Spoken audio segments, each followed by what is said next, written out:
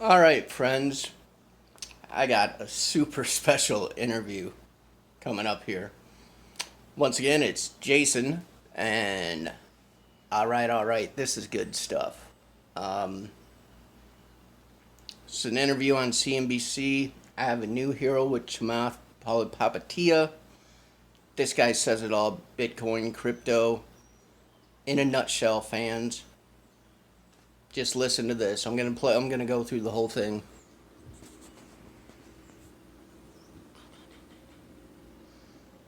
Did you like my sound effects?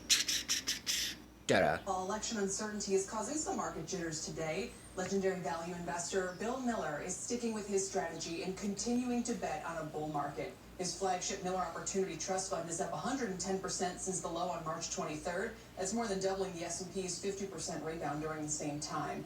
Joining me now with his insights on stocks, the election, and more is Bill Miller. He's the chairman and chief investment officer of Miller Value Partners. Bill, I want to thank you again for joining us back in March, and I'm sure our viewers remember that, the same day that Bill Ackman was on here talking about hell is coming, you said it was a once-in-a-generation buying opportunity. Is it a tougher call today? Well, yeah, it's a much tougher call today because prices are very different than what they were back in March. That's what made it so uniquely timely to make sure that people got invested. Right now, the market is it's still a bull market. I mean, I think that's one of the messages of the election. The extremes we're kind of paired off. We're apparently going to have Mr. Biden, who's a much more just say calm person and less confrontational than President Trump. I think this is a unrealized point for Bitcoin crypto fans: calmness. Bitcoin has been known as volatile, and that's one of the reasons why it's such a quote unquote bad investment. Now, some of us love that volatility, great opportunity to make money with it. But as we see adoption increase, less volatility will be better. It makes it look like a more stable asset. But most of the policies that people in the markets are worried about are probably not going to happen. I think one of the risks in the market will be, and I don't expect this to actually happen because I know that Vice President Biden and Mitch McConnell have known each other for decades and get along pretty well.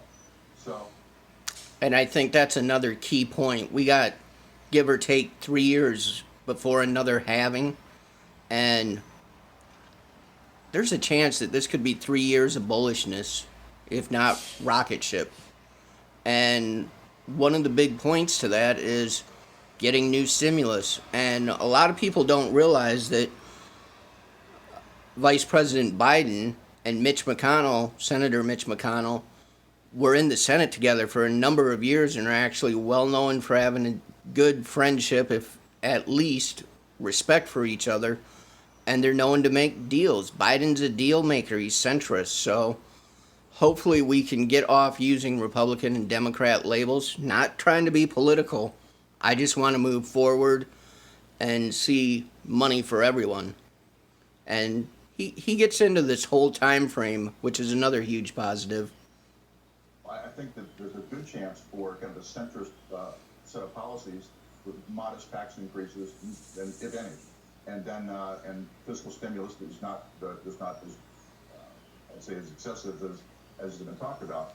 But overall, I think that the market's telling you that the bull market is continuing, and it's a bull market that began on a secular basis back in March of '09, and it continues, and it can have corrections and it can have setbacks, but until the basic building blocks of any bull market change, you're in a bull market, and those building blocks are the economy growing, the Fed accommodative, interest rates not excessive, and inflation quiescent. We have all of those things. So I think those are the four key things you have to look at. So let's go over some of the names in this portfolio that have gotten you returns doubling from the lows, doubling what the S&P has done.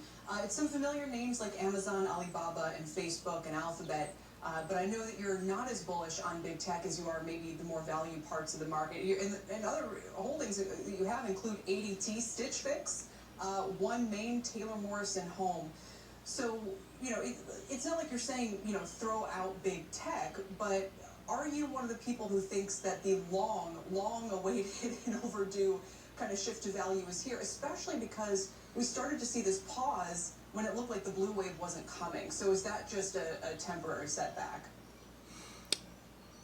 And here's something, a new idea thesis.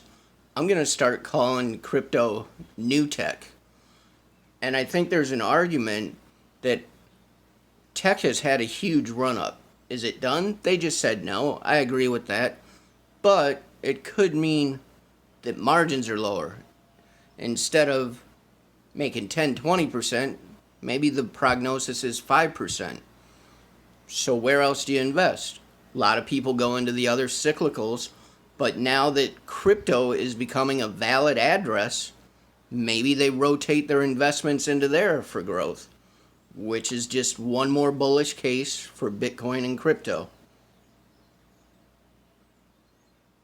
I think the bull market is gonna be good for growth and for traditional value. But I do think that the traditional value names will move into the ascendancy here.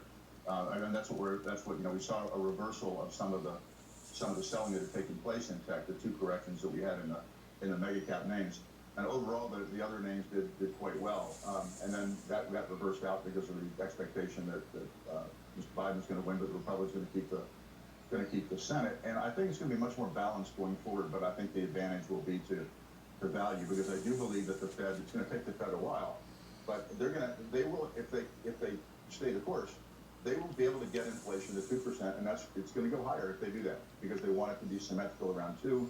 So they're going to have to let it get to 3 or so.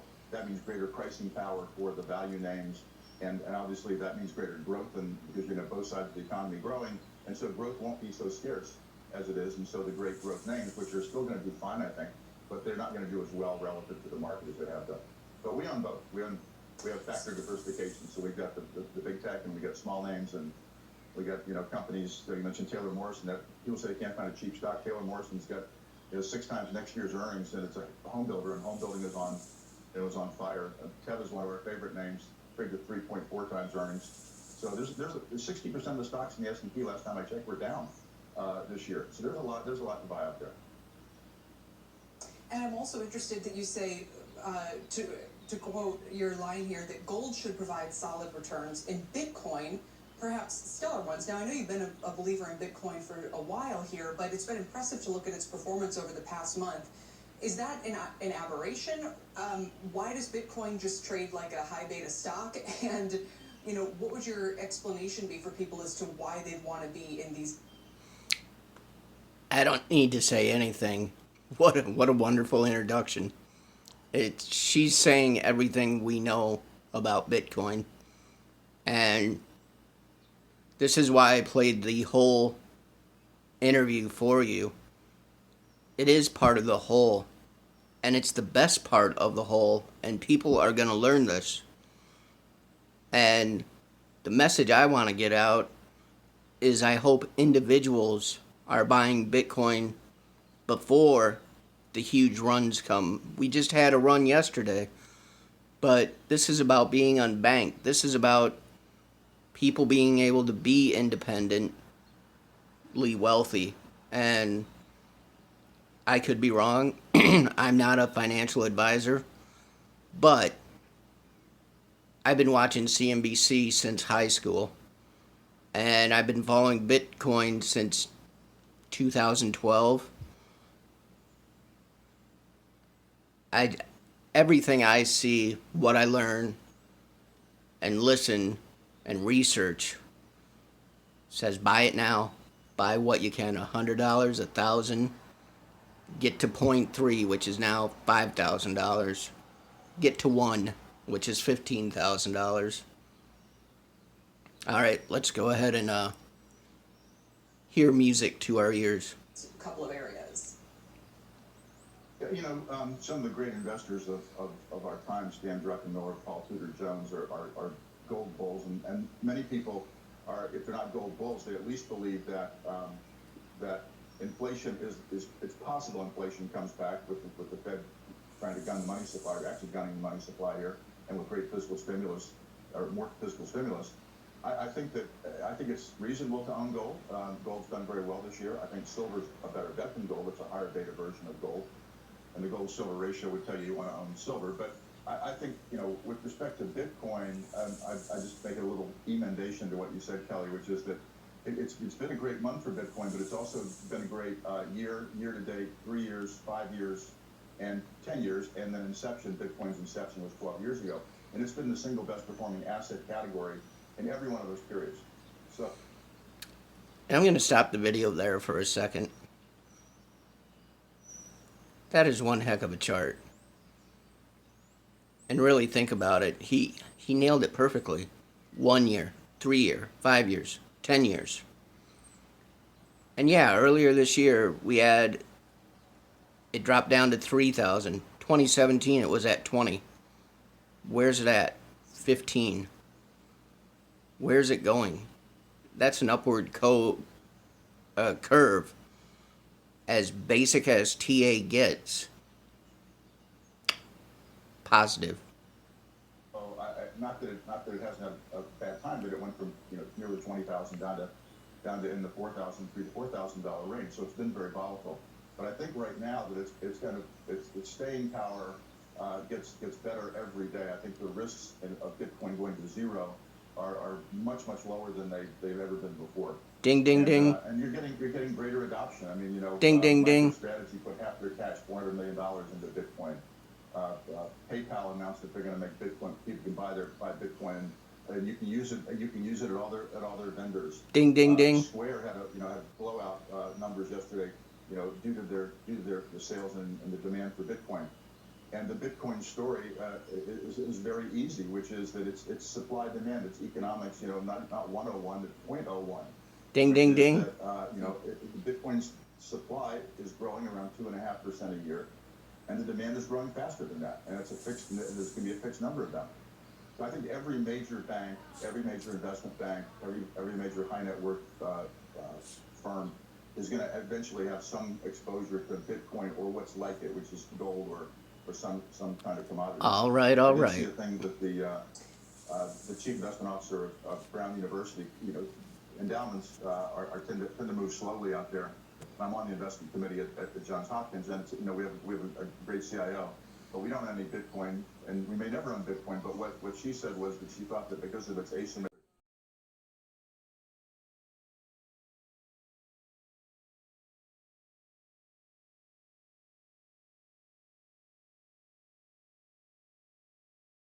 first and everybody follows, you can see why investors would be salivating at that prospect. Bill, it's a good thing you're a stock picker because when we've talked about the bond market, I think us and many people for years have said, how can interest rates keep falling and you'd rather be on the other side of the trade, and yet these low rates persist. So given everything that you've said about this kind of Goldilocks scenario that's shaping up for stocks, and I would imagine low interest rates are at least a piece of that, can you just give some context on whether you really expect rates to stay low here? What you would say to people who are either betting they're never going to go up, or to those who say they've got to go up, and there's all of this deficit spending, the high debt levels. That we're going to face problems if the Fed kind of gets what it wants here, and that's all coming to bear. What do you make of bond yields where they are today? It's interesting you bring that up because going into the election, what had been happening was that there had been a sort of a steady creep upward in the 10-year. And it got to actually, I think the day before the election or so, it got to 91 basis points. And that, for the people that look at charts, that was a critical break point that would indicate the curve is going to continue to steepen, and you want to really get overweight financials, and financials have been doing much better as that was happening. Then when the expected blue wave didn't happen, that got quickly reversed, but it only took a day. Bitcoin staying power gets better daily. I checked earlier today, the 10-year was back over. And look at that, Bitcoin USD coin metrics. That's a new category for CNBC. Because that indicates, I think, that growth will pick up, and also that while the Fed's going to keep rates pinned at zero at the short end, that the long end of the curve is going to tend to gradually rise, and that's very, very good for stocks. The only time that money went out of bond funds and into actively managed equity funds and not index funds was in 2013 during the so-called taper tantrum, when Chairman Bernanke made a comment that rates won't stay this low forever. They were about, I think, about 150 or 160 at the time on the 10-year, and they went to 325 in about 5 months, and then peaked and came back down. And that was, that was the only time in this bull market when money's gone into actively managed stock funds. And because people are losing money in bonds, and of course you want bonds to protect you from losses, not to generate losses. Exactly. And where do you put your money to get good returns? Bitcoin, now that it's becoming a stable and respected asset. Colleges are talking about endowments getting Bitcoin. Huge stuff. And Mr. Miller is one of the best on Wall Street, highly respected. So if this happens on the curve, I think the curve could go easily to, the 10-year could go easily to 150 or 2 without any significant harm to the equity market. In fact, I think it would tend to help the equity market. And but I do think that would signal that you're actually, that this, what would bond yields peaked in October, November of 1981. So we're about 40 years into the bond bull market.